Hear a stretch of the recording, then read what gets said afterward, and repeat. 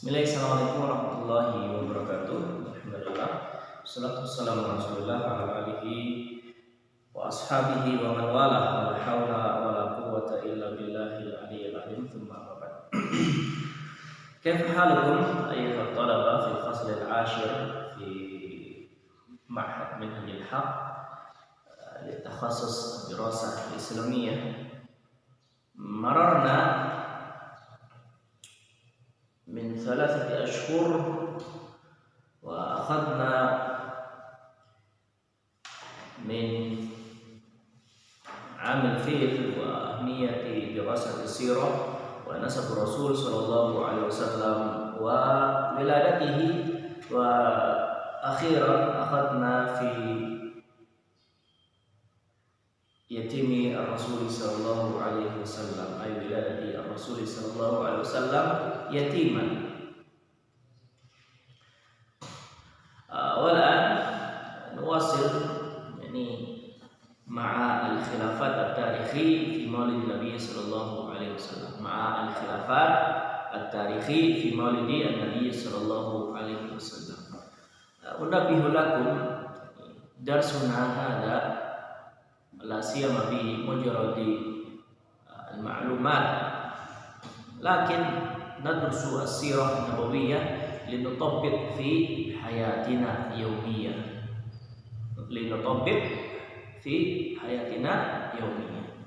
لأن العلم بلا عمل كشجرة بلا ثمرة، لأن العلم بلا عمل كشجرة بلا ثمرة. أنتم تزرعون وتسقي شجرة حتى كبرت ولا يثمر، فهذه مصيبة.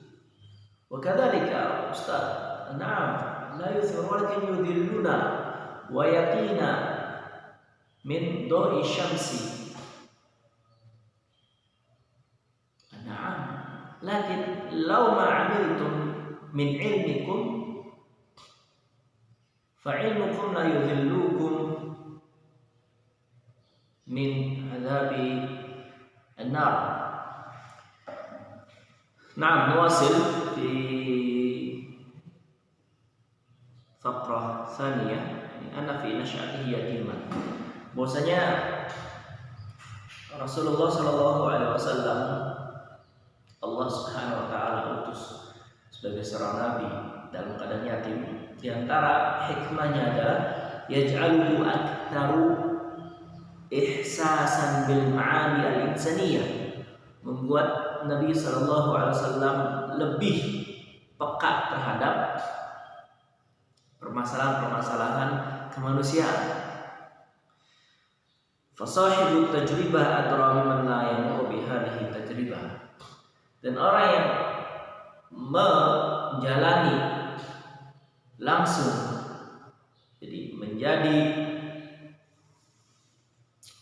aktor langsung dalam hal kesusahan. Karena kita tahu Rasulullah SAW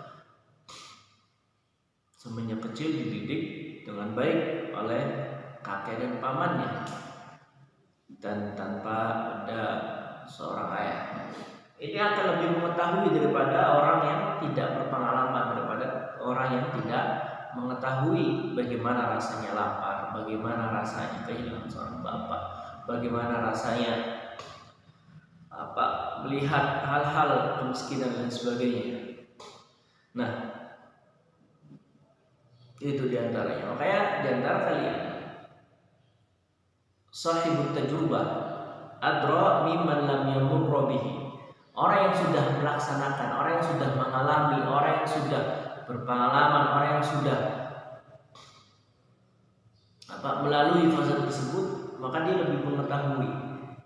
Dan dalam kehidupan kita, Ustaz ingin mengkomparasi, mengkaitkan dengan apa yang bisa kita ambil dalam kehidupan kita. Dalam kehidupan kita, seperti antum semua, ketika antum berada di pondok, maka sosok kedua orang tua antum tidak ada, dan itu mencoba digantikan oleh asatidzah yang ada di sini. Tapi tetap sesuatu yang merasa kehilangan akan muncul di sana. Maka dari itu jaga baik kedua orang tua kita selama mereka masih ada. Dan seperti halnya yang lainnya, ketika antum sekarang di rumah, orang tua kiri dan kanan ada. Karena antum sudah melalui fase corona ini, sudah berlalu, maka antum seakan orang tua saya ada. Sifat menyanyiakan akan hadir, walaupun semoga tidak. Sifat akan menyanyiakan keberadaan orang tua akan hadir, seperti halnya ketika orang tua, nak salat enggak, nak belajar enggak, nak murojaah enggak, nak menghafal enggak. Itu diantara bentuk menyanyiakan keberadaan orang tua dan masuk ke dalam uqul walidain. Maka jangan kita menunggu kita menjadi seorang yang yatim. Jangan kita menunggu menjadi seseorang yang kehilangan kedua orang tua kemudian baru kita mengatakan ya laita dzalikal yawma ya'ud. Ya laita ya'udu dzalikal yawma. Sekiranya hari itu bisa kembali. Jangan. Karena seperti yang kita ketahui penyesalan itu selalu berada di belakang. Kalau ada di depan itu namanya pertimbangan. Baik, kita lanjut. Nasyatul Rasul fi tufulatihi al-mubakkirah ma'ummihi lam takun min babis sadfah wal ittifaq. Tumbuh kembangnya Rasul sallallahu alaihi wasallam pada masa kanak-kanaknya itu disertai dengan ibunya. Lam takun min babis sadfah wal ittifaq. Bukan hanya sebuah kebetulan. Faqad wajadna qabla Rasul ghairi qalilin min al-anbiya ahida bihim ila ummahatihim. Kita mengetahui para Rasul sebelum Nabi Muhammad SAW mereka dididik langsung oleh ibu-ibu mereka. Seperti halnya Ismail hidup di rumah ibunya di Mekah, jauh dari bapaknya. Musa alaihissalam juga hidup di dalam rumah ibunya dan ibunya yang merawatnya. Isa pun demikian.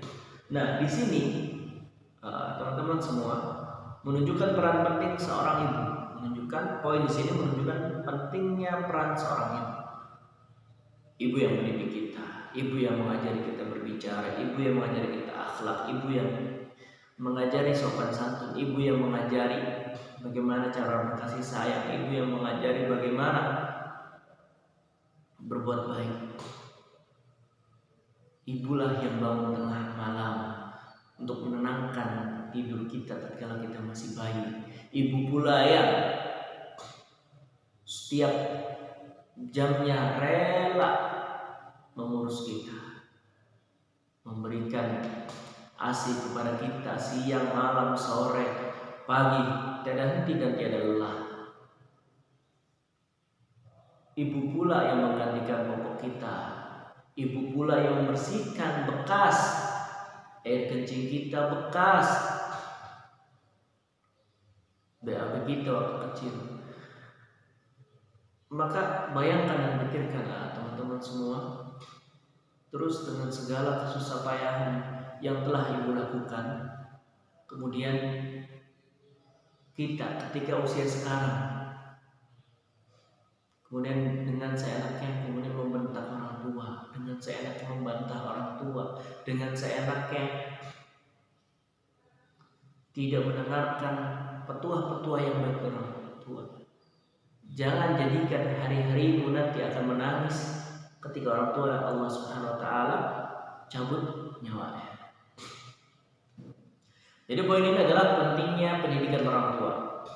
Dan pentingnya pula memilih calon ibu dari anak-anak kita, karena itu akan mewarnai setiap didikan kepada anak-anak kita. Makanya harus lihat para nabi yang Ustaz tadi sebutkan, Musa, Isa, Ismail, bahkan Rasulullah SAW. Di samping ada anak-anak yang hebat, ada laki-laki yang hebat, di sana ada ibu yang senantiasa mendukungnya. Di sana ada ibu yang senantiasa mendorongnya. Di sana ada ibu yang senantiasa memotivasinya. Di sana ada seorang ibu yang mentarbiyahnya, yang mendidiknya, yang tiada letih, senantiasa memberikan semangat dan motivasi. Baik, kita lanjut poin yang keempat. Insyaallah subhanahu wa ta'ala ja'ala nabiyyahu Muhammadan yatiman hatta la tatadakhal yada Abi Haniyah fi tawjihihi, bal yatawallahu Allah subhanahu wa ta'ala kama qala ta'ala li Musa wastona'tuka li nafsi, wa qala ta'ala wa litusna'a ala 'aini fala yaltaqi Muhammadun syai'an min mafahimil jahiliyah wa a'rafiha min abihi wa innama yatalaqqa min ladunil hakimil khabir subhanahu wa ta'ala. Dan di antara hikmahnya Rasulullah SAW dalam keadaan yatim itu adalah Rasulullah SAW dibawa langsung pengawasan dan didikan Allah Subhanahu wa ta'ala, sehingga dari situlah Rasulullah tidak mempelajari adat-adat jahiliyah, kebiasaan-kebiasaan jahiliyah dari bapaknya dan dari ajudannya. Kemudian yang kelima, fi hadzal yatmi darsa da'wi wa huwa anna al-ghina wa rif'a wal 'izza la 'alaqata laha bil yatmi wala biman baqa abwahu hayyaini, fakam min fardin minna yata'allaq bil aulad wal mustaqbal aulad wa yakhsha diyaul aulad. Poin yang kelima di sini mensiratkan bahwasannya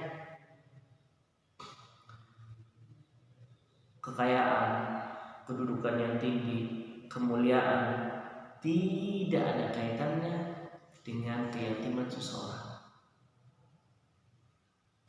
Karena pun banyak orang tua yang masih hidup, ketika anaknya tumbuh kembang, dia bahkan terlalu memikirkan bagaimana masa depan anaknya, dan sehingga menimbulkan anaknya tidak bisa mandiri. Contoh Rasulullah SAW dan banyak yatim yang lainnya. Mereka tidak ada bapaknya, tetapi mereka bisa sukses. Rasulullah SAW sukses menaklukkan banyak negeri.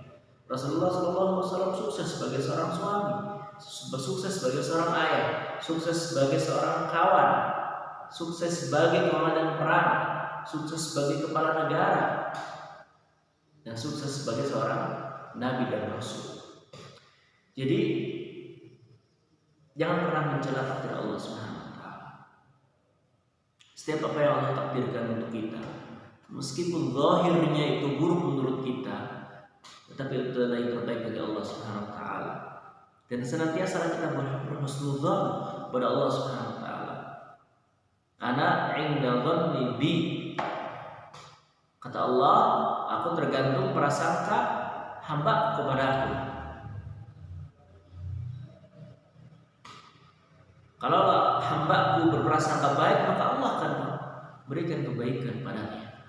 Maka jangan bermurah durja tatkala Allah Subhanahu wa ta'ala mengambil apa yang kita miliki, mengambil harta, mengambil kesehatan, bahkan mengambil salah seorang yang kita cintai, baik ayah ataupun bunda.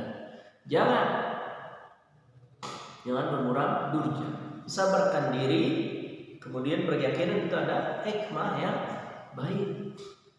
Oh, saya yatim, saya menderita. Orang yang paling mulia di dunia ini, Rasulullah pun yatim. Itulah ikhwah poin-poin yang bisa Ustaz sampaikan. Saya sengaja meringkasnya. tugas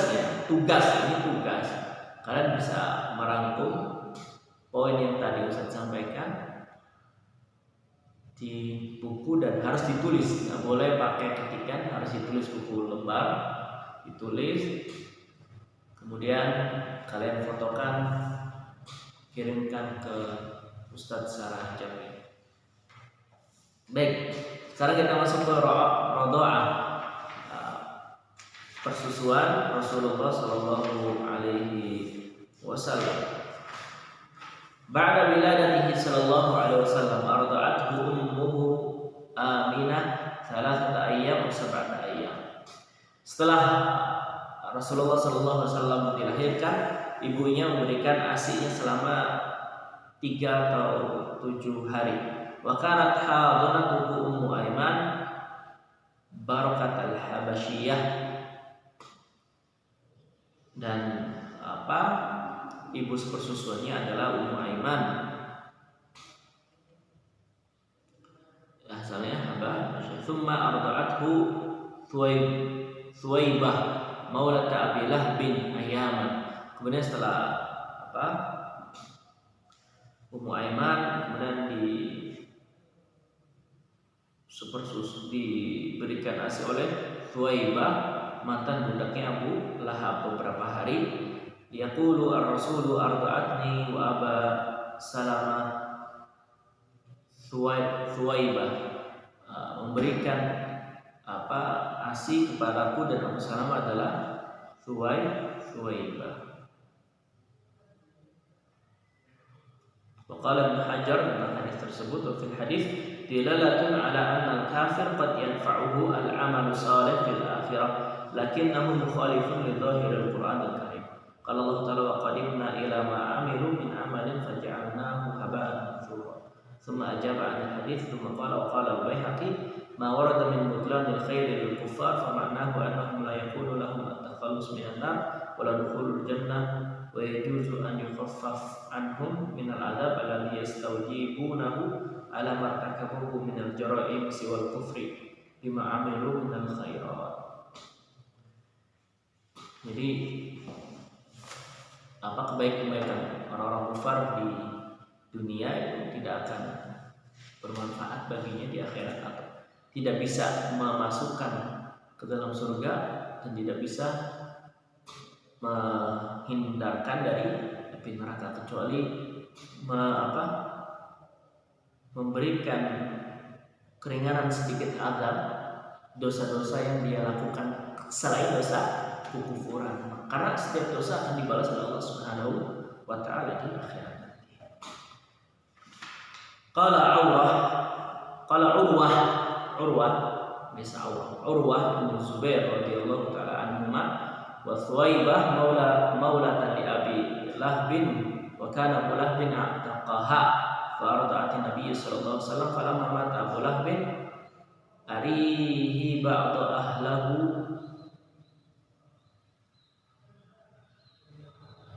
bisyar haibah qala lahu madza laqaiti qala Abu Lahb lam alqi ba'dakum ghaira anni saqaitu fi hadhihi bi'itaqati Thuwaibah thumma qadimtu majmu'ah minan nisa yabhathna 'anil atfal minhunna Halimah Sa'diyah radhiyallahu ta'ala anha فعرض عليهن الرسول فكنا يفضن أخذه إذا قيل لهن إنه يتيم ولما لم تجد رضي الله عنها طفلا تأخذه في حين وجدت جميع النساء أطفالا عادت حليمة رضي الله تعالى عنها وأخذته معها وقد ورد في صحيح مسلم إشارة إلى هذه الرضاعة.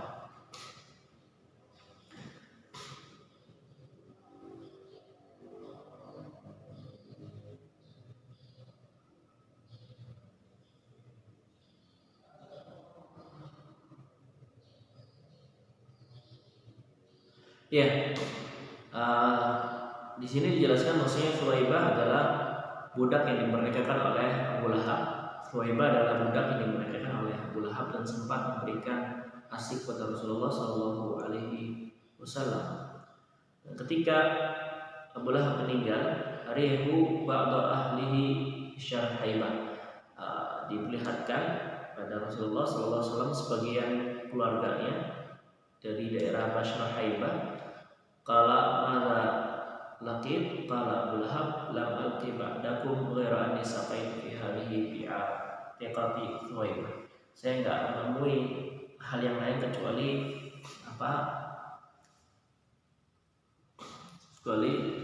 Thuwaibah. Maksudnya untuk memberikan asik pada Rasulullah Shallallahu Alaihi Wasallam. Dan kemudian setelah itu qadimat majmu'atun minan nisa, datang banyak perempuan yang mereka mencari anak di sepersusui. Di antaranya adalah di dalam rombongan tersebut Halimah Sa'diyah masuk.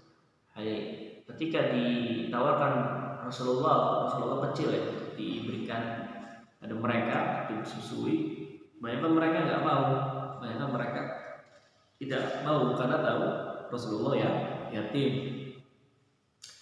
Ketika semua perempuan sudah mendapatkan bayi-bayi mereka diberikan asinya, Halimah Sa'diyah belum mendapatkan satu orang pun. Maka Halimah Sa'diyah nggak mau balik tanpa anak yang dibawanya atau bayi yang dibawanya. Akhirnya Rasulullah SAW ketika itu dibawa sama Halimah Sa'diyah, dan akhirnya di antara ibu bersusuan adalah Halimah Sa'diyah. Wa ba'da mudhi sanatayn qadimat bihi ila ummihi wa hiya harisatan ala baqaihi ma'aha. Setelah 2 tahun Halimah Sa'diyah kembali ke ibunya dan mengalihkan Rasulullah kecil. Dan waktu itu Aminah sangat semangat sekali, sangat berharap sekali Rasulullah bisa tinggal bersama ibunya, sama dia maksudnya. Lamma yarawna fihi minal barakati allati halat alaihim mundu nazala indahum falam tazal biha hatta wafaqat ala raddihi ma'aha.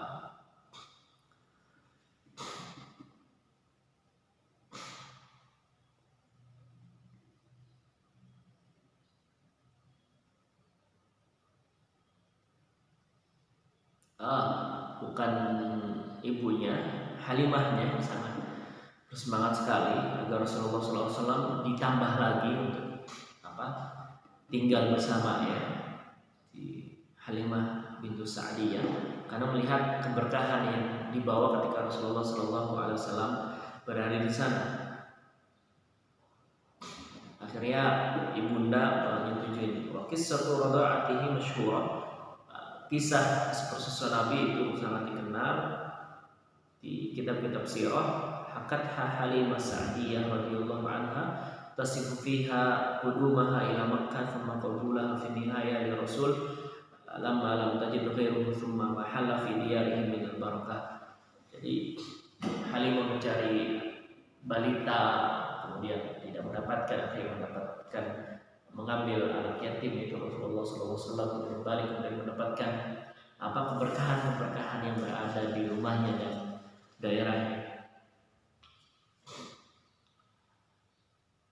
Wa irsalun nabi li rada'a fil badiyah ala adati asyrafil arab li hikamin nadhkuru minha. Dan di antara kebiasaan orang Arab itu mengirimkan anak-anaknya di perkampungan. Di antara hikmahnya akan disebutkan di sini.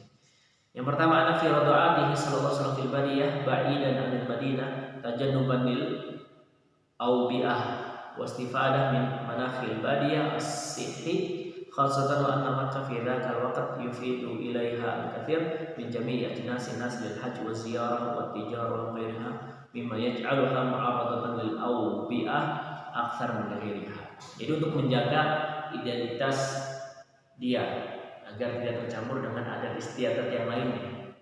Karena kita ketahui Mekah kala itu banyak didatangi oleh para pedagang dari banyak